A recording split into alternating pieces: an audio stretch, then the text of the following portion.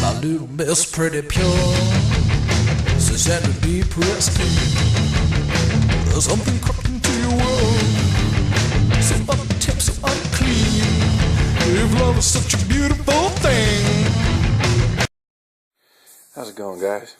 Alright. Alphabet of Awesome Movies 2. And the letter O, picked by Sentai Kaiju and more. Oh crap, I hope I said his name right. Yeah, I believe that was it. Anyways, just wanted to say, first and foremost, man, thank you so much, buddy, because you have allowed me some major breathing room in my Bond picks, and that'll all be explained in a little bit. I know I have a pretty nice sized background here, and I'll go through it like always, but I'm going to make it quick on many of them, except for my actual picks. Okay? Well, I already said first and foremost, but anyways, just want to show a pick that, this is, Tat, your pick was awesome. Okay, and for those of you that haven't seen his pick, you really need to go on over and check it out. But in honor of Tat, here we go. Real quick one. Tat, you are the man. Oh, okay. Yeah, I enjoyed that one, and I enjoyed the. Now I can't remember if it came before it or if it was one after the XX Exorcist. Yeah, the wife and I got a kick out of both of those. Okay, so let's hurry and get through this background. I'll try to keep this as short as possible. Here's my honorable mentions to the background. We have Horror Show 3000 and an 80s slasher. Both picked this. And they showed that as their honorable mention. Or I think an 80s slasher picked this as his final one, the fight scene. But anyways, you guys, if you're interested in what they said, go over and check out their stuff. Okay? This is Casey Jones, Teresa. Thank you, Teresa. And Casey Jones, Chris. Thank you, Chris. You want to see about it or what's being said, why that's in their picks, go check them out at their channel. All these links will be down below, along with Sentai Kaiju. Oh crap, did I say it? I don't know. Anyways, Sentai Kaiju and more. His link will also be down below. So we have another. You know what? I'm sorry, dude. I was gonna put this in there anyways. You happen to pick it, which I had a feeling someone would. But you can't have a one-on-one confrontation without mentioning Nancy and Freddy. Come on. Horror Show 3000. And I know, Alex, you didn't take this one, but I put it in there anyways to add to your alphabet of Arnold movies. Alex and Edie Slasher, that one goes out to you. Now, here we go with Friday the 13th, Part 7, The New Blood.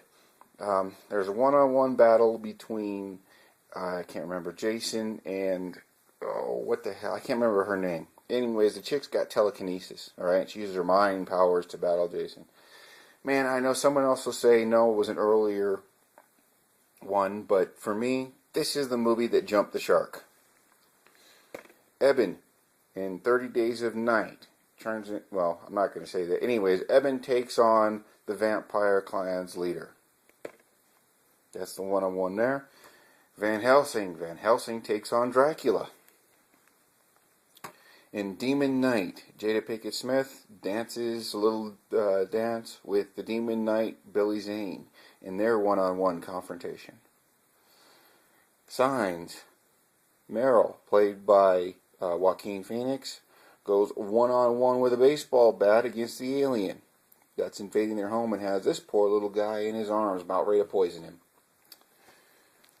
Dune, Kyle MacLachlan playing Paul Atreides, and Sting playing Fade Harkonnen. Both go at each other with blades for a one-on-one confrontation for the final, I guess you want to call it, conquering or ownership of Dune or the planet Arrakis. Vamp. We have the one-on-one confrontation in the back room. Kind of a interesting thing. Doesn't work out so well for him, but Robert Russler and Grace Jones. Grace Jones right there on the cover, which, sorry people, but the woman scares the hell out of me. Vamps. This was given to me by a person that I now see was a fool and an idiot. Why do I say that? You see it says Vamps. When this was given to me, he swore up and down, oh man, it's the sequel to Vamp. Oh, really? Oh, that sounds cool, because, I mean, does she or does she not look kind of like Dee Dee Pfeiffer, who played the blonde in this movie, in Vamp? Yeah, but you know what? You get a closer look, and then you turn it over and you find out. I think I can't. Yeah. Does that look like Dee Dee Pfeiffer? No, that's who it is. Anyways, I added this one in because, well, Repenetrator was brought in there. This isn't hardcore porn, this is softcore. But it has a lot of one-on-ones, if you get my meaning. A lot of skin shown in this. A lot. Has absolutely nothing to do with this. Absolutely. I don't know what that guy was saying. He's totally... Anyways, he's an idiot, like I said. The Matrix. Come on. Neo battling Agent Smith down in the subway. Yeah, awesome fight. And then here we go. We have Rob Zombie's Halloween. And the scene I'm talking about is at the truck wash when, Joe Grizzly, alright, played by Ken Foree, goes in, he's in the bathroom taking a dump because he got hold of a bad burrito. And what happens? Michael comes walking in there, and both of them get into a knockdown, drag-out, de-gutting friggin' fight. Yeah, great one-on-one confrontation. And real quick, another mention that I want to throw in here. I know it's going to make this a little bit longer than expected, but I'm going to toss in Trilogy of Terror. That's right. But I'm going to pick the last one, where Karen Black goes one-on-one with this guy. The Zuni hunting fetish doll. Yeah. Awesome. Alright, I'll be back with my bonds because I forgot to bring them with me. So, one momento, and I shall return. Alright, I'm back. Sorry about that. I just set everything up, started filming, and realized, crap, I didn't have my bond picks with me. So, here we go. I'm taking advantage of this, guys, because I just don't... I foresee I could possibly not finish this challenge and not show all my bonds. So with the few that you have left, trying to pray that someone will pick a word that will actually match up with those, it's getting tougher and tougher. But here, I'm going to use this to make some breathing room. So I picked 4 bonds to do that. First one is Dr. No with Sean Connery. Outside of the bedroom one-on-ones that he has in this one, which he has a few, there is a fight scene that takes place in Kingston, Jamaica. He's picked up at the airport by a driver calling himself Mr. Jones. Mr. Jones is supposed to take James and to an ambush location where the people that are following him can jump him and kill him and take him out. But James is onto this, so he has the driver turn off the road, go down another side road, and they proceed to have a fight. James kicks his ass, but the guy takes cyanide pills, so he won't give any information. So there you go. You have my first pick, Dr. No. I know I'm going through this quick, but time is kind of limited for me. My second one, got Goldfinger. Once again, Sean Connery. This one is where Goldfinger actually has captured James Bond and has taken him to Fort Knox and sealed him inside the vault with 2 others. One is the enemy army's general. Got to see the movie. To go into that's going to take too long. And one of the coolest villains or henchmen, Odd Job. This big, huge, burly Japanese guy, like a big old sumo wrestler. And James ends up getting free of the nuclear bomb to fight Odd Job. Odd Job has this hat that he throws, okay? And the brim is like razor sharp, and so sharp and heavy that it actually in the beginning, earlier in the movie, it shows him take off his hat and throw the hat like a frisbee at a statue, and it friggin' cut the statue's head right off. Just knocked it right off. I don't know if you can see. There's the hat. There's Oddjob, and there's a hat on his head. But it's the first time that you also see Oddjob get nervous.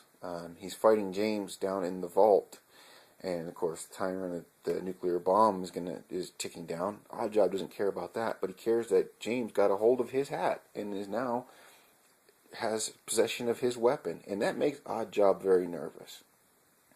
To find out how that confrontation ends, I suggest you go watch Goldfinger. Great movie, and also a couple of bedroom conquests in it, and it has pussy galore. Yeah, I'll leave it at that.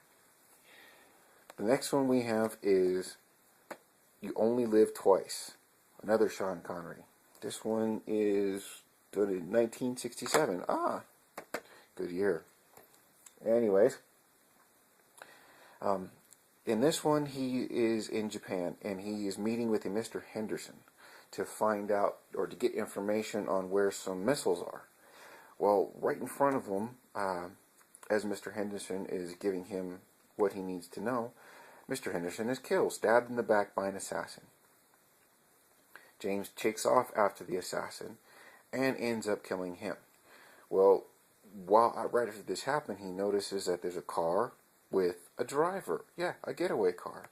So to find out who is actually behind this assassination, James goes, takes off the killer's hat, the mask that he was wearing, and his jacket, puts that on, goes over to the car and pretends to be the assassin. Climbs into the back seat, and he's moaning and groaning like he's been injured. The driver then takes him to the building that is the Osato Chemical Engineering building, where the driver gets out, and he's this big old Samoan dude, okay? Picks up James and carries him into the building, lays him down on the couch, and is going to give him some medical attention when he realizes that, he's made a mistake. This isn't the killer. This is actually someone else. Well, James gets up, and they proceed to get into a gnarly-ass fight. And what's really cool about it is that James uses a couch, a full-length couch, to knock this dude back quite a few times. I thought that was so awesome. I was laughing my ass off on that. But the next one that we have or the last one I should say, is The Spy Who Loved Me. This is Roger Moore. This was, I believe, in 1977 release. The Spy Who Loved Me. This is the one that we're introduced to Jaws. And he's not that big goof that we were left with in Moonraker. Okay? This is a badass force to be reckoned with Jaws. Okay? And James is teamed up with an agent, a Russian agent, okay? They are supposed to be going to the island of Sardinia in the Mediterranean. But they're on transport, they're on a train, transport, they both have separate rooms, and Jaws is there, and Jaws goes after the Russian agent first. He knocks her unconscious, and he's about ready to bite into her neck and kill her when James walks in and interrupts them. James gets his ass handed to him big time. Knocked all over the place, thrown about the cabin, and just by luck, he happens to win the upper hand. Does absolutely no damage to Jaws. But like I said, he is a force to be reckoned with. Alright, the last thing I want to say is that this movie, I watched it the other night, and oh my God, talk about in and out of love, just with goddesses on the TV screen. Carolyn Monroe, who plays Naomi, that's Mr. Stromberg's assistant. Oh my God, she is a goddess, a sheer goddess. You see her when she's getting off the boat. She's on this boat to pick up James and the other Russian agent and to take them to the underwater base. That's Mr. Stromberg's. And oh my God, she is simply stunning. Sorry, I had to say that. Just tossing that out there. Anyways, there's my pick. And yes, in all of these, James has his bedroom one-on-one encounters. there we go. Now the baton has come back around to Horror Show 3000. And I know he did an awesome job with Kendall. And I know he's going to do an awesome job with whatever the word he picks for P. Take care, everyone, and we'll catch you later.